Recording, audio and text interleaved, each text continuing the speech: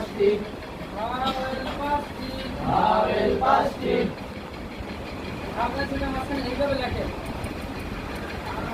হাওয়াল পাঁচটি